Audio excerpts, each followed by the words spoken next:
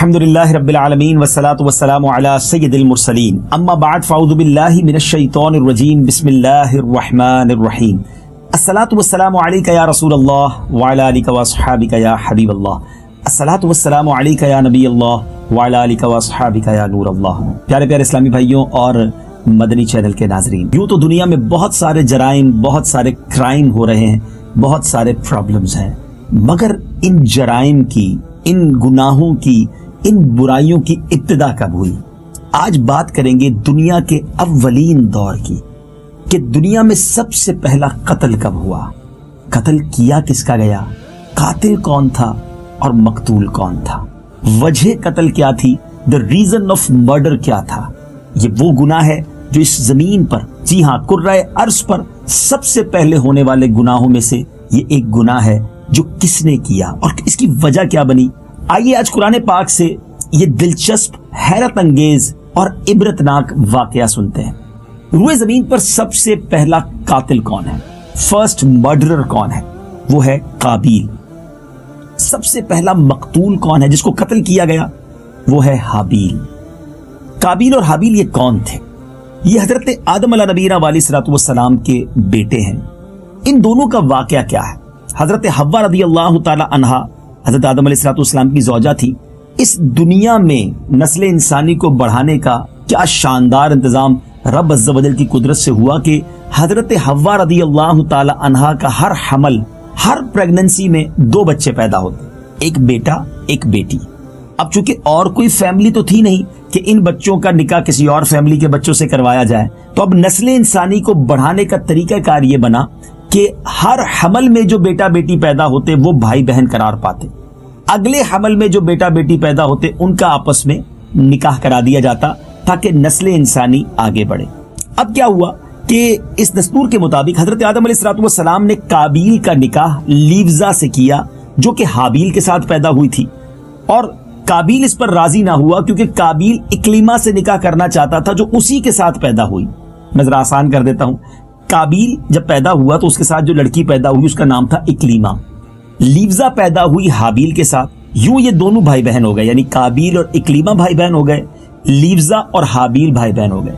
تو اب کراس کرنا تھا تو حابیل کا نکاح اکلیما سے اور قابیل کا نکاح لیوزا سے طے ہوا، مگر قابیل کہتا ہے کہ نہیں، اکلیما زیادہ خوبصورت تھی، اس کا کہنا یہ تھا کہ میرا نکاح اس سے ہونا چاہیے۔ حضرت آدم علیہ السلام نے کہا وہ تیرے ساتھ پیدا ہوئی ہے اس لیے وہ تیری بہن ٹھہری، تمہارا نکاح اس کے ساتھ نہیں ہو سکتا۔ اس نے بڑی ضد کی معاذ اللہ، بلکہ یہاں تک کتابوں میں لکھا کہ اس نے کہا یہ تو آپ کا بنایا ہوا دستور ہے، اس کی کیا ضرورت ہے۔ اب حضرت آدم علیہ السلام نے یہ فیصلہ کیا کہ ٹھیک ہے، تم دونوں بھائی قربانی لاؤ اور اللہ تبارک و تعالیٰ جس کی قربانی کو قبول کر لے گا اس کی بات مان لی جائے گی۔ تو اب قابیل نے کیا کیا؟ اس زمانے میں قربانی قبول ہونے کا یا قربانی ایکسیپٹ ہونے کا، صدقہ ایکسیپٹ ہونے کا ایک عجب طریقہ تھا کہ آسمان سے آگ آتی تھی اور اس قربانی یا اس صدقے کو جلا دیتی، اس کا مطلب یہ صدقہ قبول کر لیا گیا۔ اب قابیل نے جو صدقہ لایا، قابیل جو تھا اس نے بھی کچھ گیہوں کی بالیں رکھی اور حابیل نے ایک بکری قربانی کے لیے پیش کی، تو آسمانی آگ آئی اور اس نے حابیل کی قربانی کو کھا لیا، بکری کو کویا اس نے کھا لیا اور قابیل کے گیہوں کو چھوڑ دیا۔ تو یعنی یہ کنفرم ہو گیا کہ قابیل از رانگ، قابیل کا جو مطالبہ ہے وہ غلط ہے، حضرت آدم جو فرما رہے وہی ٹھیک ہے۔ اب قابیل کے دل میں بغض و حسد پیدا ہو، یہ سب سے پہلا گناہ ہے۔ ایک بھائی کے دل میں دوسرے بھائی کے لیے حسد پیدا ہو گیا کہ یہ اس کی قربانی قبول ہو گئی، اس کی بات مانی گئی، میری بات نہ مانی گئی، اس کو وہ لڑکی ملے گی جو زیادہ خوبصورت ہے۔ حابیل نے اپنے بھائی قابیل کو سمجھایا بھی کہ قربانی قبول کرنا اللہ کا کام ہے اور وہ متقی بندوں ہی کی قربانی قبول کرتا ہے، اگر تو متقی ہوتا تو تیری قربانی قبول ہو جاتی۔ ساتھ ہی حابیل نے جب دیکھا کہ بھائی حسد کی آگ میں جل رہا ہے تو حابیل نے اپنے بھائی سے کہا کہ اگر تم نے قتل کے لیے میری طرف ہاتھ بڑھایا تو میں تجھ پر ہاتھ نہیں اٹھاؤں گا، کیونکہ میں اللہ سے ڈرتا ہوں، میں چاہتا ہوں کہ تیرا گناہ اور میرا گناہ دونوں تیرے ہی پلے پڑیں اور تو دوزخی ہو جائے، کیونکہ ناانصافیوں کی یہی سزا ہے۔ اب بھائی بھائی میں لڑائی ہے، بھائی بھائی میں حسد کر رہا ہے، ایک بھائی متقی ہے وہ لڑنا نہیں چاہتا مگر دوسرا بھائی انتقام کی آگ میں جل رہا تھا۔ آخر کار وہ ہوا جو نہیں ہونا چاہیے تھا۔ جی ہاں، اس زمین پر سب سے پہلی موت بھی یہی تھی، اس سے پہلے کوئی مرا نہیں تھا، لیکن سب سے پہلا قتل بھی یہی تھا۔ قابیل نے حابیل کو قتل کر دیا۔ اب جس وقت حابیل کو قتل کیا گیا اس وقت ان کی عمر 22 برس کی تھی۔ قتل کا یہ حادثہ جو ہے مکہ مکرمہ میں جبل سور کے پاس جبل ہرا کی گھاٹی میں ہوا، یا جبل سور کے پاس ہوا، یہ ایک روایت کے مطابق جبل ہرا کی گھاٹی میں ہوا۔ اور بعض کا قول یہ ہے کہ بصرہ میں جس جگہ مسجد اعظم بنی ہوئی ہے، منگل کے دن وہاں یہ سانحہ ہوا۔ ناظرین، اس سے پہلے کہ اس بات کو اور آگے لے کر چلیں، کنفیوژن رہتی ہے، قابیل قاتل تھا یا حابیل تھا؟ نام بھی ملتے ہوئے، بڑا آسان طریقہ ہے، قاف سے قاتل اور قاف سے ہی قابیل، تو اب کبھی آپ غلطی نہیں کریں گے۔ قتل کرنے والا قابیل تھا اور جس کا قتل ہوا وہ حابیل تھے۔ اب روایت یہ ہے کہ جب یہ قتل ہو گیا، دنیا میں اتنا بڑا جرم، قتل پہلی بار ہی ہوا تھا، تو یہ زمین پر 7 دنوں تک زلزلہ رہا۔ وحوش و طیور، درندوں میں اضطراب اور بے چینی پھیل گئی، درندے پرندے وحشی درندے سب بے چین بے قرار، زمین پر زلزلہ آتا رہا۔ اور قابیل جو بہت خوبصورت تھا، گورا تھا، بھائی کو قتل کرتے ہی، خون بہاتے ہی اس کا چہرہ سیاہ ہو گیا، ساری خوبصورتی ختم ہو گئی، بدصورت ہو گیا۔ حضرت آدم علیہ السلام کو بے حد رنج ہوا، آپ بڑے غمگین ہو گئے، یہاں تک کہ حابیل کے رنج و غم میں 100 برس تک حضرت آدم علیہ السلام کے چہرے پر ہنسی نہ آئی۔ سریانی زبان میں آپ نے حابیل کا مرثیہ بھی کہا۔ حضرت آدم علیہ السلام نے شدید غضبناک ہو کر قابیل کو پھٹکار کر اپنے دربار سے نکال دیا، اور وہ بدنصیب اکلیما کو لے کر ملک یمن چلا گیا، یمن کی سرزمین عدن میں چلا گیا۔ وہاں ابلیس اس کے پاس اب آ کر کیا کہتا ہے، ایک طرف تو والد سے دور کر دیا، ایک بھائی کو قتل کروا دیا، اب بھی شیطان نے پیچھا نہ چھوڑا۔ اب شیطان نے قابیل کو جا کر کہا کہ آگ کی پوجا کرتا تھا حابیل، جبھی تو آگ نے اس کی قربانی قبول کی، اور تم آگ کی پوجا نہیں کرتے، تو لہذا تم بھی آگ کی پرستش کیا کرو۔ بے وقوف تھا، شیطان کے وار میں آ گیا۔ اب قابیل وہ پہلا شخص ہے جس نے دنیا میں آگ کی عبادت کی، اور یہ روئے زمین کا پہلا شخص ہے جس نے اللہ تعالیٰ کی نافرمانی کی، سب سے پہلے زمین پر خون ناحق کیا۔ حدیث پاک میں آتا ہے کہ روئے زمین پر قیامت تک جو بھی خون ناحق ہوگا، قابیل اس میں حصہ دار ہوگا، کیونکہ اس نے سب سے پہلے قتل کا دستور نکالا۔ اور قابیل کا پھر انجام کیا ہوا کہ اس کے ایک لڑکے نے، اس کے بعد اس کا لڑکا ہوا جو اندھا تھا، ایک پتھر مار کر اپنے والد ہی کو ہلاک کر دیا۔ غور کیجئے ناظرین، نبی زادہ ہو کر کفر پر، آگ کی پرستش کرتے ہوئے دنیا سے ہو گیا، اس کا ایمان پر خاتمہ بھی نہیں ہوا، قتل بھی کیا، حسد بھی کیا، کفر بھی کیا، اور آخر بے ایمان موت مرا۔ اللہ اللہ، غور کریں، میرے اور آپ کے لیے اس میں کتنا درس ہے، کتنی عبرت ہے۔ کتنے ہی نیک کیوں نہ بن جائیں، کتنی ہی نمازیں کیوں نہ پڑھ لیں، کتنے ہی روزے کیوں نہ رکھ لیں، کتنے حج کیوں نہ کر لیں، اطمینان نہیں آنا چاہیے، ڈرتے رہنا چاہیے، اللہ کی خفیہ تدبیر سے ڈرنا چاہیے۔ کوئی کسی نیک شخص یا کسی بڑی شخصیت کی اولاد ہو، وہ یہ نہ سمجھے کہ میرا والد اتنا نیک ہے، میرے والد کا اتنا بڑا رتبہ ہے، یہ تو نبی کا بیٹا تھا نا۔ تو پتہ چلا کہ بدبختی جب غالب آتی ہے، رب کا غضب جب آتا ہے، تو سب کچھ برباد ہو جاتا ہے۔ اور آگے سنتے ہیں کہ حابیل کے قتل ہونے کے 5 برس بعد حضرت شیس علیہ السلام پیدا ہوئے، جبکہ حضرت آدم علیہ السلام کی عمر مبارک اس وقت 130 برس کی ہو چکی تھی۔ آپ نے اپنے اس ہونہار فرزند کا نام شیس رکھا۔ یہ سریانی زبان کا لفظ ہے اور عربی میں اس کے معنی ہے ہبت اللہ، یعنی اللہ کا عطیہ۔ حضرت آدم علیہ السلام نے جو 50 صحیفے آپ پر نازل ہوئے تھے، ان سب کی حضرت شیس علیہ السلام کو تعلیم دی، ان کو اپنا وسیع خلیفہ سجادہ نشین بنایا، اور ان کی نسل میں خیر و برکت کی دعائیں مانگی۔ سبحان اللہ۔ آپ جاننا چاہیں گے ہمارے آقا مدینے والے مصطفیٰ صلی اللہ تعالی علیہ وسلم جس اولاد آدم کی نسل سے ہیں، وہ حضرت شیس علیہ السلام ہی ہیں، کہ ان کی نسل سے پھر نبی پاک دنیا میں تشریف لائے۔ تو ناظرین، یہ واقعہ قرآن میں کہاں موجود ہے، اللہ نے کس طرح اس واقعے کو بیان کیا، پہلے وہ سنتے ہیں، پھر اس عبرت ناک واقعے سے مجھے اور آپ کو کیا درس ملتا ہے اس پر بات کریں گے۔ چنانچہ پارہ نمبر 6 ہے، سورہ مائدہ ہے، آیت نمبر 27 تا 30، یہ 4 آیتیں قرآن کی، غور سے تلاوت سنیے، ترجمہ سنیے، پھر انشاءاللہ مزید بات کرتے ہیں۔ وَاتْلُ عَلَيْهِمْ نَبَأَ ابْنَيْ آدَمَ بِالْحَقِّ إِذْ قَرَّبَا قُرْبَانًا فتقبل من أحدهما ولم يتقبل من الآخر قال لأقتلنك قال إنما يتقبل الله من المتقين لئن بسطت إلي يدك لتقتلني ما أنا بباسط يدي إليك لأقتلك إني أخاف الله رب العالمين إني أريد أن تبوء بإثمي وإثمك فتكون من أصحاب النار وذلك جزاء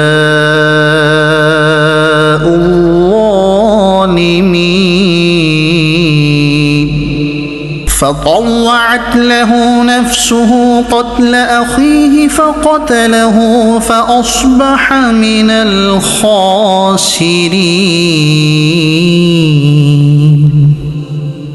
اور انہیں پڑھ کر سناؤ آدم کے دو بیٹوں کی سچی خبر، جب دونوں نے ایک ایک نیاز یعنی قربانی پیش کی تو ایک کی قبول ہوئی اور دوسرے کی نہ قبول ہوئی۔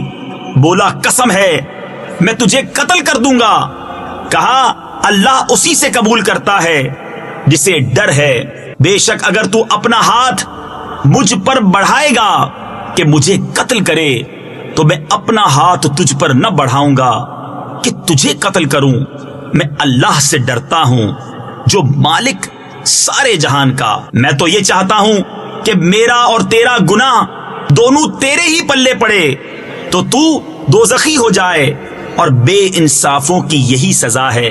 تو اس کے نفس نے اسے بھائی کے قتل کا چاؤ دلایا، یعنی قتل پر ابھارا، تو اسے قتل کر دیا تو رہ گیا نقصان میں۔ جی ناظرین، آپ نے یہ واقعہ سنا اور قرآن پاک کی آیتیں بھی سنی، کیا سیکھنے کو ملا؟ سب سے پہلی بات تو یہ پتہ چلی کہ اگر کوئی گناہ کا کام شروع کرتا ہے تو اس کے بعد اس کام کے پیچھے چلنے والے جو ہوتے ہیں، اسی کام کو کرنے والے جو ہوتے ہیں، شروع کرنے والے کو بھی اس کا گناہ ملتا ہے۔ آج کچھ لوگ بری باتیں کرتے ہیں اور اس کو جاری کرتے ہیں۔ بدقسمتی ہے جب سے سوشل میڈیا کا زمانہ آیا ہے، خود ایک غلط کام کیا اب اس کو شیئر کر دیا، فلمیں، گانے، ڈرامے، گندے سین، گندی موویز، پتہ نہیں کیا کیا لوگ ایک دوسرے کو بتا رہے ہوتے ہیں، ایک دوسرے کو فارورڈ کر رہے ہوتے ہیں، یہ نہیں سوچتے کہ یہ سارا گناہ بھی میرے سر آ جائے گا۔ ایسا بھی ہوتا ہے کہ برے کام کر کے دنیا سے چلے جاتے ہیں، وہ دنیا سے قبر میں چلے جاتے ہیں، مگر وہ برا کام جاری رہتا ہے۔ کہیں ایسا نہ ہو کہ قبر میں بھی اس کا عذاب ملتا رہے۔ ذرا غور کریں، کیا ہمارے گناہ تھوڑے ہیں جو ہم کسی اور کے گناہ اپنے سر لیں؟ اپنے گناہوں سے جان نہیں چھوٹ رہی اور لوگ دوسروں کے گناہوں بھی اپنے سر لے رہے ہوتے ہیں۔ اپنی گاڑیوں کے پیچھے ایسی پکچرز لگائیں گے کہ دوسرے لوگ دیکھیں، خود نہیں دیکھ رہے، دوسرے لوگ دیکھیں اور گناہ ہمارے سر ہو۔ ایسا نہ کریں، زندگی میں کوئی ایسا کام نہ کریں جو گناہ جاریہ والا ہو۔ ویسے تو کوئی گناہ بھی نہیں کرنا ہے، مگر گناہ جاریہ والے کام تو بربادی ہے۔ کئی لوگ ایسے کام کر کے دنیا سے چلے جاتے ہیں جو برائیاں جاری رہتی ہیں اور ان کو قبر میں اس کا عذاب ملتا ہے۔ کوئی کسی کو چوری کا طریقہ سکھا کے جا رہا ہے، کوئی کسی کو چیٹنگ کا، فراڈ کا، غلط کاموں کے مشورے۔ اگر آپ نے کوئی غلطی کی ہے تو اللہ سے توبہ کریں، نہ کہ دوسروں کو بتائیں۔ کتنے خوش نصیب ہیں وہ لوگ جو دنیا سے جاتے وقت ایسے کام کر جاتے ہیں کہ ان کی نیکیاں جاری رہتی ہیں، مسجدیں بنا کے جاتے ہیں، مدرسے بنا کے جاتے ہیں، علم دین پھیلا کے جاتے ہیں، کتابیں لکھ کر جاتے ہیں، کسی کو نمازی بنا کے جاتے ہیں، کسی پر نیکی کی دعوت دے کر انہیں گناہ چھڑوا کے جاتے ہیں، حلال روزی کا راستہ بتا کے جاتے ہیں۔ میں نے اور آپ نے ایسے کام کر لیے، غور کیجئے، مرنا مجھے بھی ہے اور آپ کو بھی ہے ناظرین۔ خدا را ایسا کام کیجئے جو مرنے کے بعد روزانہ قبر میں ثواب کے تحفے ملتے رہیں، مگر یہاں یہ کسی کو فکر ہی نہیں ہے کہ یہ گناہ ہے، یہ ثواب ہے، یہ کنٹینیو ریوارڈ ہے، یہ کنٹینیو گناہ ہے۔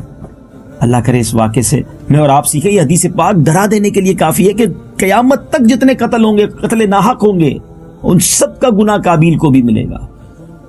اب دوسری بات جو سیکھنے کو ملی اس واقعے سے کہ یہ قتل ہوا کیوں؟ یہ عورت کی وجہ سے ہوا۔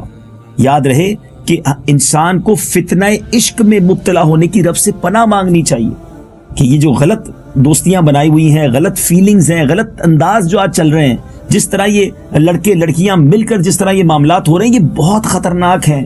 انسان اس سے جہنم کے گھڑے میں بھی پہنچ سکتا ہے. اس میں کس قدر برائیاں سامنے آ رہی ہیں، زبان بھی ساتھ نہیں دے رہی. کیسے کیسے واقعات آتے ہیں، کیسے کیسے سکینڈلز آتے ہیں. اللہ کرے کہ ہم حیا کی چادر کو اپنائیں، ان برے کاموں سے باز آ جائیں.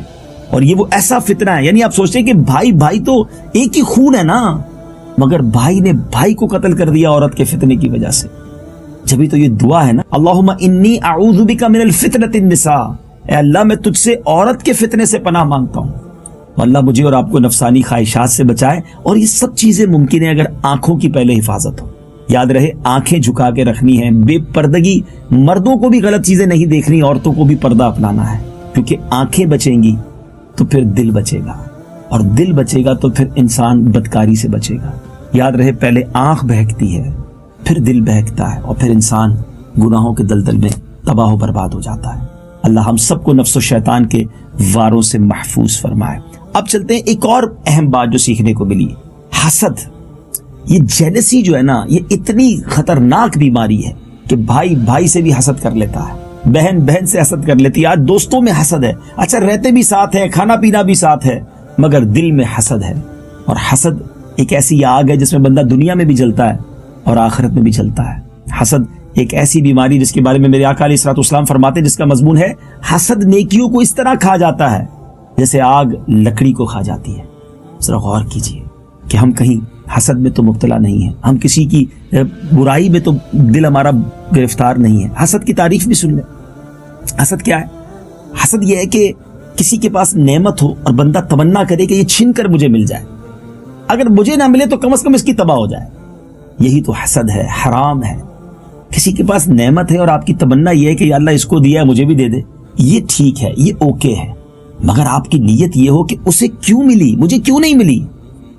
میرے میٹھے اسلامی بھائیوں، یہ اللہ پر اعتراض ہے. یہ حسد کرنا چھوٹا گناہ نہیں ہے. آپ کہیں گے اللہ پر کیسے اعتراض ہے؟ دیکھیں نا، مجھے ایک چیز کا جواب دیجیے. جتنے ناظرین مجھے سن رہے ہیں، عزت دینے والا کون ہے؟ شہرت دینے والا کون ہے؟ اولاد دینے والا کون ہے؟ نعمتیں دینے والا کون ہے؟ خوشیاں دینے والا کون ہے؟ خوبصورت بنانے والا کون ہے؟ یقیناً میرے ہر سوال پر آپ کا جواب یہی ہوگا کہ اللہ ہے. ایسا ہی ہے نا؟ تو مجھے ایک بات بتائیے، جب اللہ کسی کو شہرت دے رہا ہے تو ہمیں تکلیف کیوں ہو رہی ہے؟ اللہ نے کسی کو خوبصورت بنایا تو ہمیں پرابلم کیوں ہے؟ اللہ کسی کو مال دے رہا ہے تو ہمیں ڈیفیکلٹی کیوں ہو رہی؟ اٹ مینز حسد کرنے والا یہ اعتراض کر رہا ہے کہ اے اللہ تو نے اس کو کیوں دیا، مجھے کیوں نہیں دیا. اللہ کی تقسیم پر اعتراض کرنا ہوتا ہے حسد کرنا. اللہ مجھے اور آپ کو اس گناہ کبیرہ سے بچائے. اور قابیل نے حسد کیا اپنے بھائی سے، اور وہ حسد کہاں لے گیا؟ ایمان بھی چلا گیا. حدیث پاک کا مضمون ہے حسد ایمان کو ایسے برباد کرتا ہے جیسے سرکہ شہد کو برباد کرتا ہے. آج کون سا دل ہے جو حسد سے پاک ہے؟ کبھی کسی دکاندار سے حسد ہو جاتا ہے، کبھی کسی ساتھ جاب کرنے والے سے حسد ہو جاتا ہے، کبھی کسی رشتہ دار سے، کبھی کسی دوست سے حسد ہو جاتا ہے. اپنے دل میں حسد نہ آنے دیں. چیک کر لیجئے. ایک آپ کو ٹیسٹ بتا دیتا ہوں کہ اگر آپ کو حسد ہے یا نہیں، یہ چیک کرنا چاہتے ہیں نا، تو یہ چیک کر لیں کہ کوئی ایسا ہے آپ کی زندگی میں کہ جب اس کی تعریف ہوتی ہے تو آپ کو پرابلم ہوتی ہے، آپ کو تکلیف ہوتی ہے، اس کا نقصان ہوتا ہے تو آپ کو خوشی ہوتی ہے. اگر زندگی میں کوئی ایسا ہے تو سمجھ رہے حسد ہو گیا ہے. توبہ کریں اللہ سے، دعا کریں رب سے کہ اللہ میرے دل کو حسد سے پاک کر دے. وَمِن شَرِّ حَاسِدٍ إِذَا حَسَدَ، حاسد کی حسد سے خدا کی پناہ مانگتے رہو. اللہ مجھے بھی حاسدوں کے حسد سے بچائے، آپ کو بھی بچائے. یہ دعا تو ہم کرتے ہیں کہ یا اللہ مجھے حاسدوں کے حسد سے بچا، مگر یہ بھی دعا کرے کہ اللہ مجھے بھی کسی کے حسد سے بچا. کبھی مجھے اور آپ کو کسی سے حسد نہ ہو جائے، کیونکہ حسد ایک ایسی آگ ہے کہ بندہ بے چین ہی رہتا ہے. اللہ اسے ترقی دیتا رہتا ہے اور حسد والا جلتا ہی رہتا ہے، نہ اس کو نیند آتی ہے نہ اس کو سکون آتا ہے. تو دعا کریں اور کوشش کریں کسی سے حسد نہ ہو. جس سے حسد ہو گیا اس کے لیے دعا کریں، اللہ اسے اور برکت دے، اللہ اسے اور دولت دے، اللہ اس کو اور مقام دے. انشاءاللہ آپ کا حسد دور ہو جائے گا. امید کرتا ہوں کہ آج کے اس واقعے سے یہ سبق حاصل کر رہے ہوں گے آپ کے قابیل نے جو حابیل کو قتل کیا یہ کیسا عبرت انگیز واقعہ ہے. اور یہ بھی معلوم ہوا کہ نیکوں کی اولاد کا نیک ہونا کوئی ضروری نہیں ہے. نیکوں کی اولاد بری بھی ہو سکتی ہے، کیونکہ حضرت آدم علیہ الصلوۃ والسلام مقدس نبی ہیں، صفی اللہ ہیں، مگر ان کا بیٹا کتنا خراب ہوا وہ آپ سن چکے. ہمیشہ ہر شخص کو چاہیے کہ فرزند صالح اور نیک اولاد کے لیے دعائیں مانگتے رہے. اللہ مجھے بھی نیک اولاد عطا کرے، آپ کو بھی عطا کرے. لیکن اگر کسی کی اولاد نیک نہیں ہے تو اس کی وجہ سے والد کو برا نہیں کہا جائے گا، ورنہ یہ بات انبیاء تک جائے گی. عقل مندوں کے لیے اشارہ کافی ہے. امید ہے آج کے اس پروگرام سے بہت کچھ سیکھا ہوگا. یاد رکھیں گے، عمل کریں گے، دوسروں تک اس کی دعوت پہنچائیں گے. صلو علی الحبیب صلی اللہ تعالی علی محمد صلی اللہ علیہ وسلم.